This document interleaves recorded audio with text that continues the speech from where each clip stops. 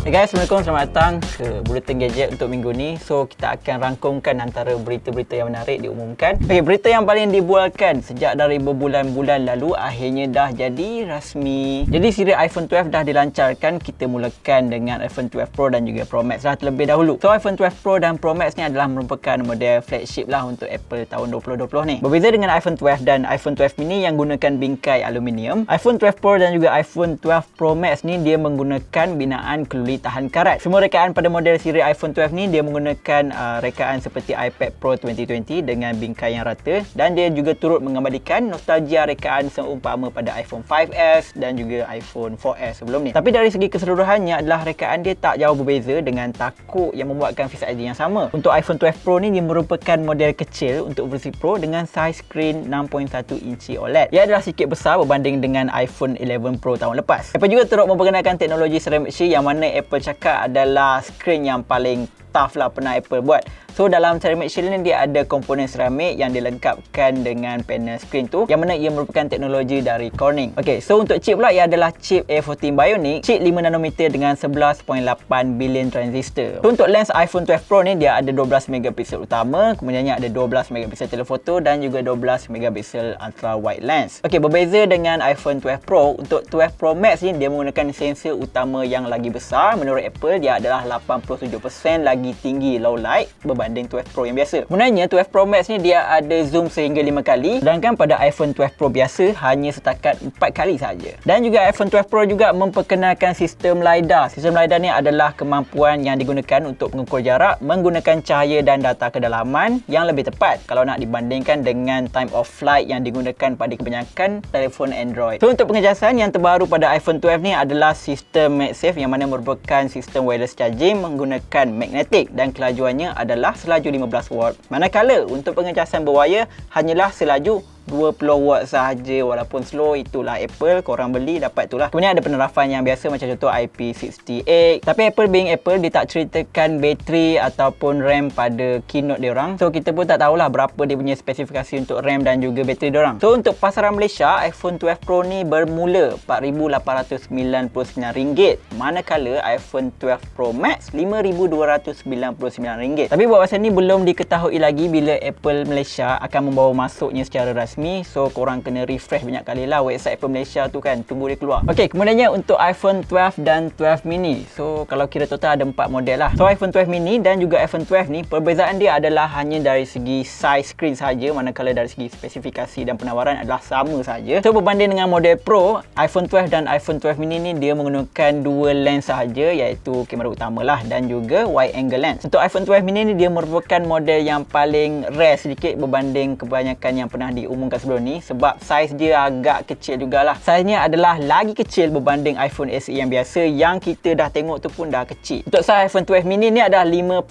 inci, walaupun saiz dia lagi kecil disebabkan bezel dia tu adalah nipis, so memang agak besar lah skrin dia. Sedangkan pada iPhone 12 yang biasa tu adalah 6.1 inci sahaja. So untuk harga jualan iPhone 12 mini ni RM3,399 dan iPhone 12 RM3,899. Dengar macam murah kan? Tapi sebenarnya Hafiz, semua model iPhone kini tidak lagi disertakan pengecasan dengan earpod di dalam kotak pembelian. Okey, so dalam acara yang berlangsung semalam, Apple mengumumkan 4 model baru iaitu iPhone 12. Dari acara itu juga, Apple mengesahkan setiap model iPhone 12 akan disertakan pengencas USB-C Lightning dalam kotak pembelian.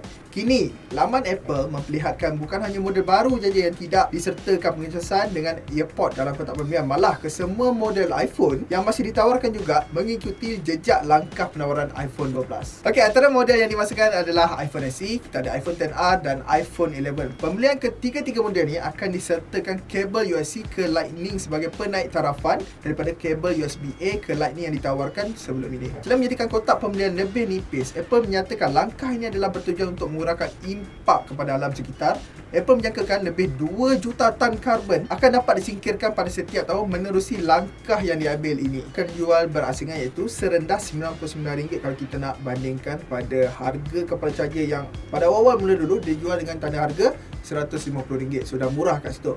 Cuma aku macam sedih lah. Beli phone tak ada charger, ada kabel, kena beli lain juga. Korang rasa macam mana? Cuba komen kat bawah sikit. Tapi mana-mana korang yang duduk Perancis dan kalau korang nak mendapatkan earpod dalam kotak tu, bagi set Perancis, Apple ada membekalkan sekali earpod dalam kotak. Tapi kita duduk Malaysia, memang tak boleh dapat apa-apa lah. Hanya dapat kabel dengan phone tu je. Ini disebabkan undang-undang negara Perancis kena ada earpod dalam kotak pembelian phone. So kalau tak ada, iPhone tak boleh jual dekat dalam negara Perancis. Bermula 15 Oktober yang lalu, semakkan status dan permohonan baru bagi VPN 2.0 telah pun dibuka. Bagi permohonan baru, ianya dibuka selama sebulan iaitu sehingga 15 November ni. Tapi bagi yang dah pernah mohon sebelum ni, tiada permohonan yang perlu dibuat lagi. Lembaga Hasil Dalam Negeri Malaysia juga menyatakan permohonan baru boleh dilakukan melalui dua cara iaitu dalam talian ataupun penghantaran borang manual melalui mana-mana cawangan, Pusat Khidmat Hasil ataupun UTC LHDNM. Namun berikutan penularan wabak COVID-19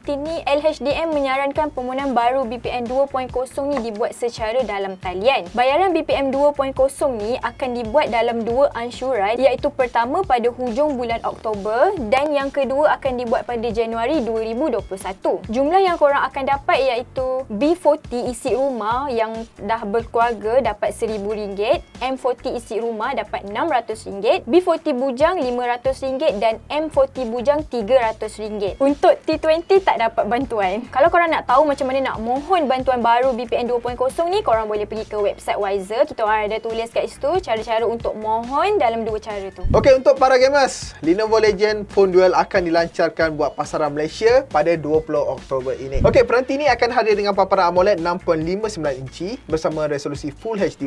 Lepas tu dia menyokong untuk kadar segar 144Hz dengan kadar input 240Hz. Dimuatkan dengan chip pemprosesan Snapdragon 865 Plus, GPU Adreno 650 dan peranti ini sudah pasti akan memberi saingan terhadap nama-nama lain seperti ROG Phone dan Black Shark. Tiada lagi untuk harga rasmi untuk phone ni dan ianya akan diumumkan kelak selepas dilancarkan nanti. Realme C17 rasmi di Malaysia pada harga RM899. Realme menawarkan skrin paparan IPS LCD 6.5 inci iaitu 90Hz dengan paparan berlubang, menempatkan kamera swafoto 8 megapiksel. Bahagian belakang dilengkapi dengan 4 kamera utama iaitu 13 megapiksel, 8 megapiksel sudut lebar, 2 megapiksel makro dan 2 megapiksel monokrom. Ia menggunakan chip Snapdragon 460 dengan pasangan memori RAM 6GB serta storan 256GB. Janaan kuasa menampilkan bateri berkapasiti 5000 mAh dengan pengecasan pantas 18W. OnePlus 8T dilancarkan. Okey, antara benda menarik yang ada pada OnePlus 8T ni, kebiasaannya OnePlus 8T akan ada penaik tarafan sedikit berbanding pada OnePlus 8. Okey, antara benda baru yang diperkenalkan adalah kita ada skrin rata iaitu berukuran 6.55 inci, Full HD, kemudian menggunakan panel AMOLED, kemudian dia menggunakan kadar segar semula 120Hz dan juga 240Hz input sampel. Terdapat juga lubang memuatkan kamera swafoto 16 megapiksel.